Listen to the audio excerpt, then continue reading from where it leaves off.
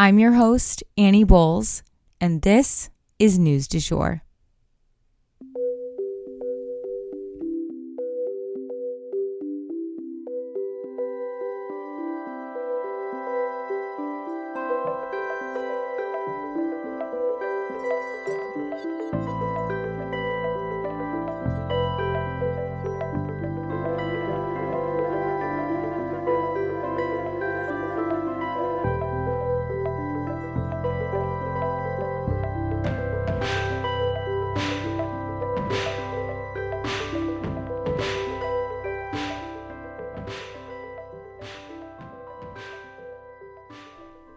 Hey everyone, and welcome back to the News du Jour, a calmer space to consume the news.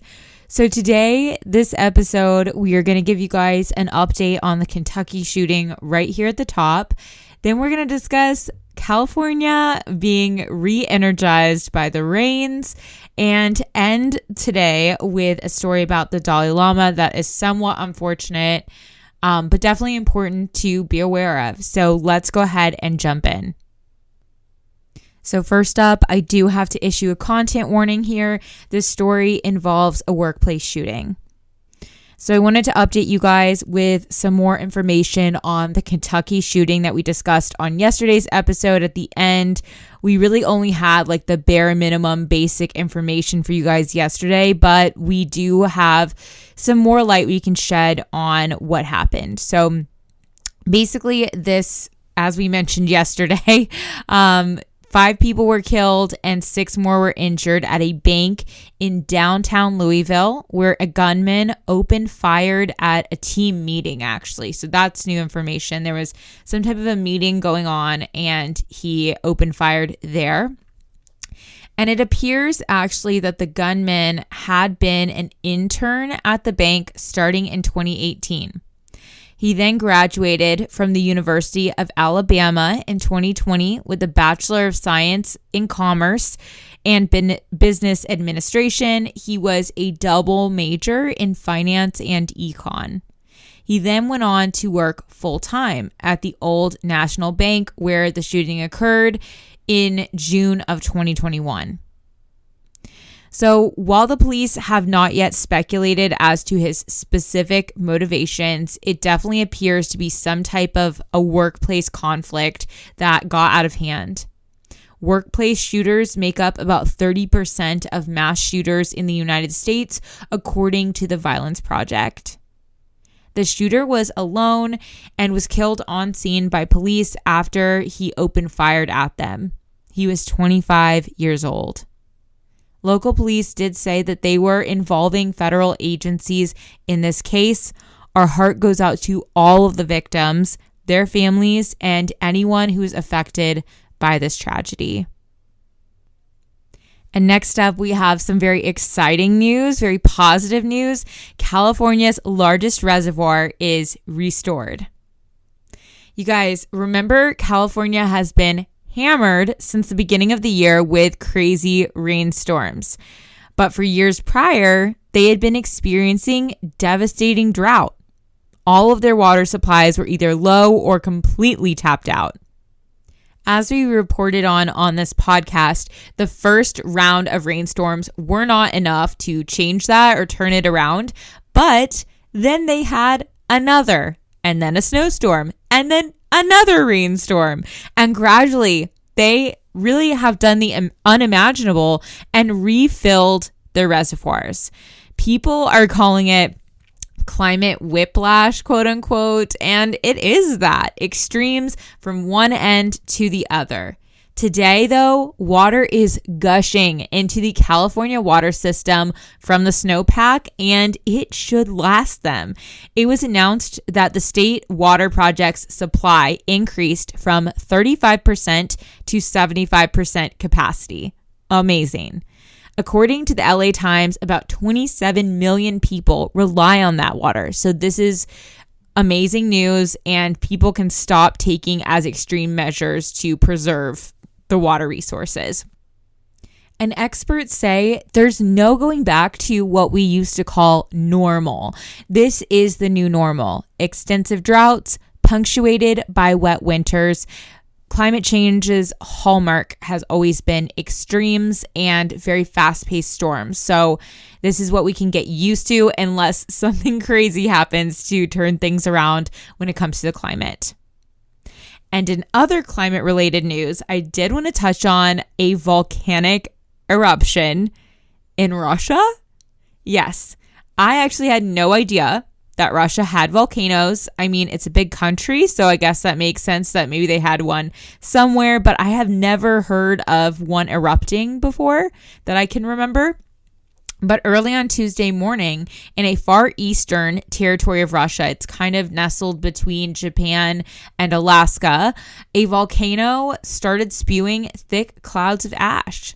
They flew up as high as 65,000 feet into the air.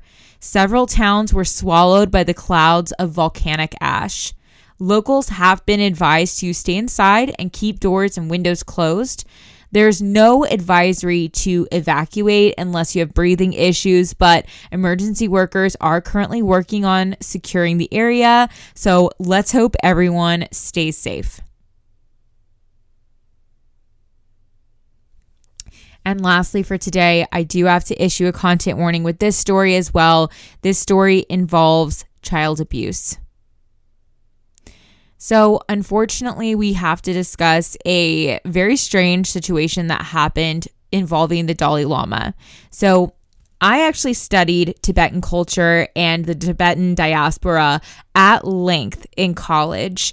I even visited Dharamsala in India, where I stayed in the home of Tibetan refugees for a month and witnessed and experienced their community in exile there. I taught English, I took jewelry making lessons, and I ate their food. I prayed with them, and this has been such a heartbreaking situation to learn about for me, having been so deeply involved in the culture at one point. And I saw the Dalai Lama even when I was there. He waved as he passed by in his car. I met his right-hand man who also prayed with us. And I have deep respect for the Tibetan people, their cultural practices, and most of all, their strife. They have been through a lot. That said, as a Catholic especially, I am committed to exposing child predators wherever they exist. I don't care what your title is, how much money you have, or what good you have done in the world. Children are to be protected always. Their safety is our collective responsibility, no exceptions. And a story has come out of the Dalai Lama asking a young boy to suck his tongue. Yeah. So this broke my heart too, and it made me sick to my stomach. I actually watched most of the video and had to turn it off because I couldn't watch it anymore. It was that disturbing. Seeing the Dalai Lama sticking his tongue way out at a child who was helplessly hesitating, not wanting to follow this command, he was being abused right before our very eyes.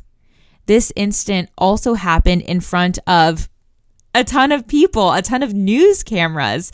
And that naturally makes you wonder, if this man is bold enough to do something like that, what is he doing behind closed doors and in private? This video footage was taken in Dharamsala, where I stayed.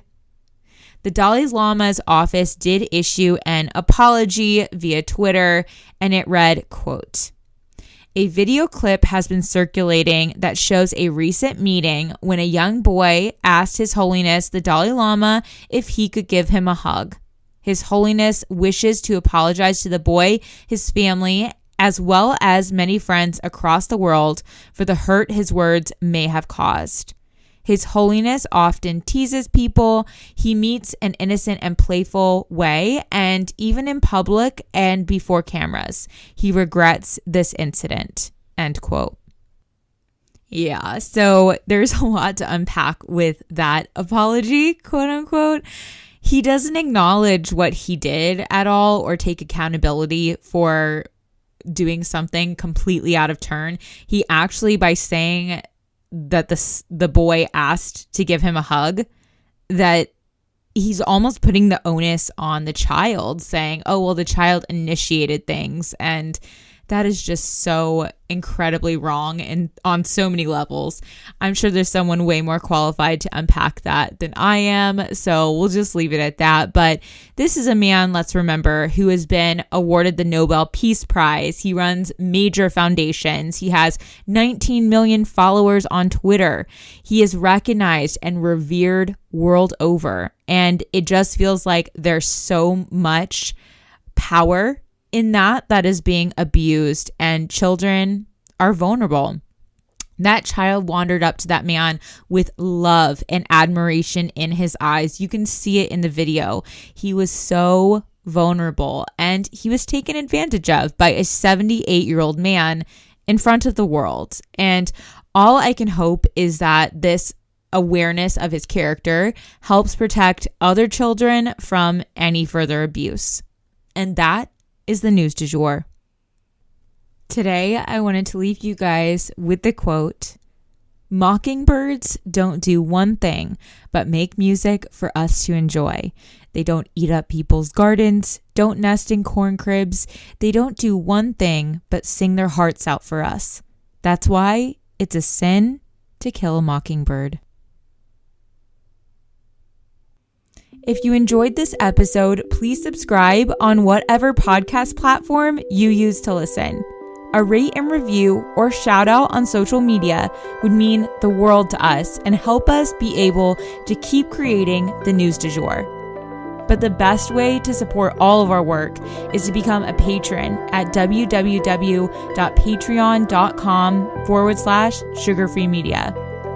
You can also follow us on social media under sugarfreemedia.co on Instagram and just sugarfreemedia, all one word, on TikTok. We appreciate you listening and look forward to telling you about the news again next time on News du Jour. Broadcasting from Oklahoma.